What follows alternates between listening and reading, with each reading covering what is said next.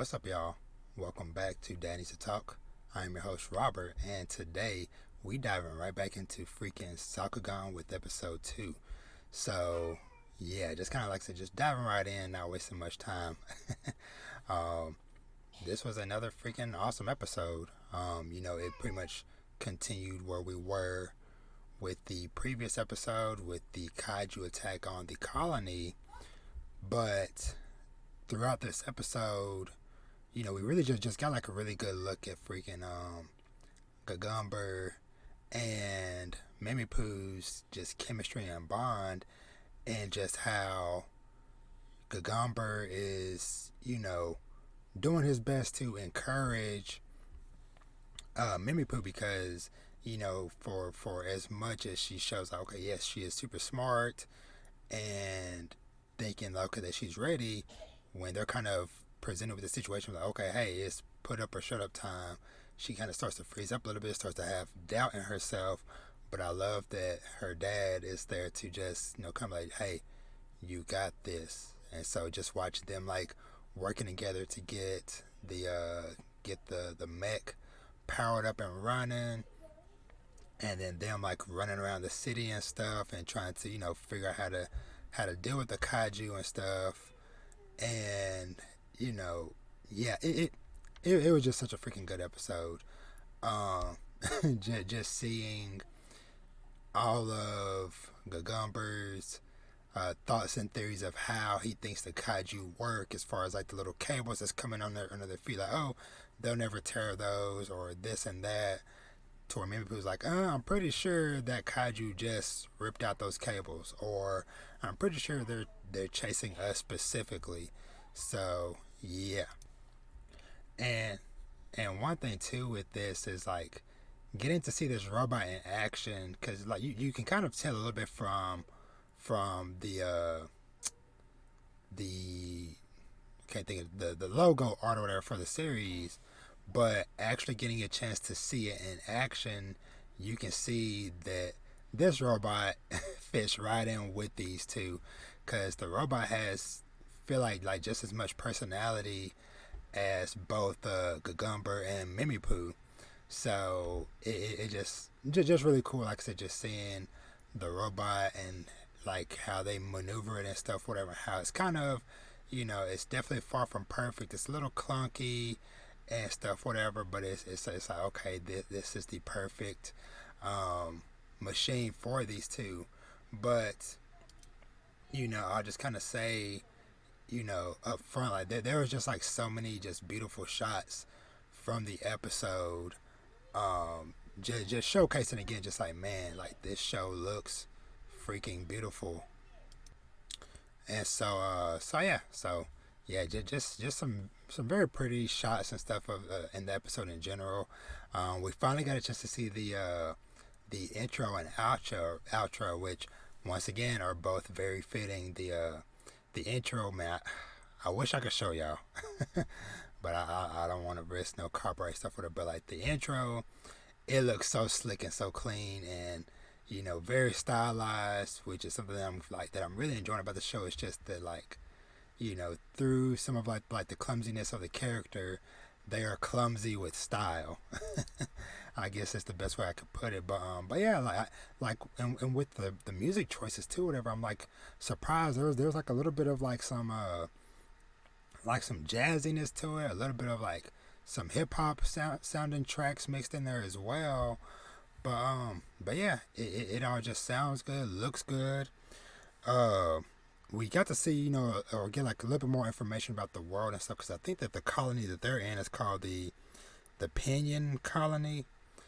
And so and we kind of get like, so more or less like once they kind of deal with the kaiju or get free from it, which that whole sequence was just so freaking cool, with how Mimipu got to put her smarts and her brains on display, where they went to this area where it was like this old abandoned mine shaft, where basically they detonated it and made both of the kaiju fall into the pit, and then set off a fire and took out both of them, and stuff. But yeah, that part was cool.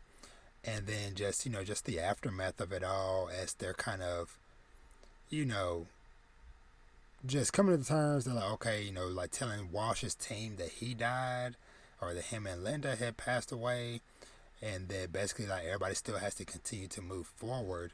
And like this shot here of them at the graveyard, when they were there kind of like paying their respects and stuff.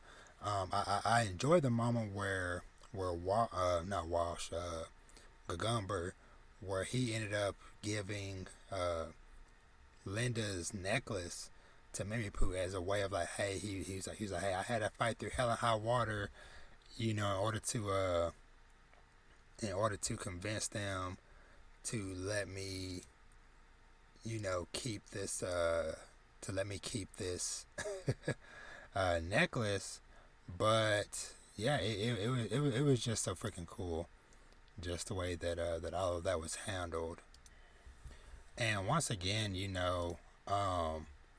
Gagumber just giving her just life advice, to be honest, because it was that moment like towards the end where he's basically telling her like, hey, you have to take your life into your own hands, and basically just telling her like, hey, if I die, don't panic, face everything with a clear head, and you just got to survive no matter what, and just continue to push forward.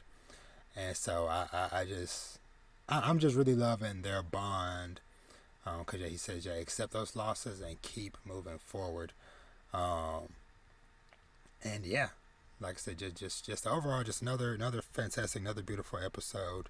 Like I said, the intro and the outro was really good. Like I said, I especially really love the intro, and the outro is pretty solid too.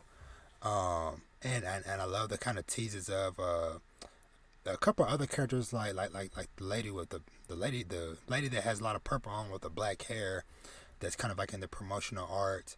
We got to see her because the next day or a few days after the Kaiju battle, the guy on the radio is kind of just like just recapping everything for the civilians, and just basically just telling them like, hey, this is basically like what happened, and about like how like the overarching bureau is trying to investigate and stuff. And then when they mention his name, it's during like when we're cutting to that lady riding around in her car or her vehicle or whatever, and she hears the name and she stops, and so it's like, okay, this lady has some connection to him, and stuff. So yeah, so I'm very curious to meet her eventually, whenever we do. I do like how cause speaking of like last little thing with the robot with his personality. First off, I love that Mimi Pooh wants to call him Big Tony. Big Tony the robot just sounds so freaking cool.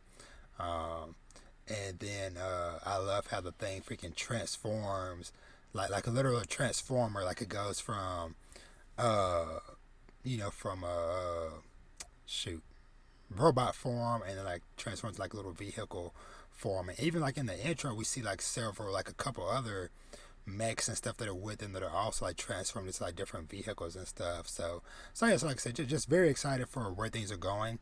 Because this episode ends with them or Gagumber signing the papers of basically they are now markers, and they're about to embark on their adventure, and go explore the labyrinth.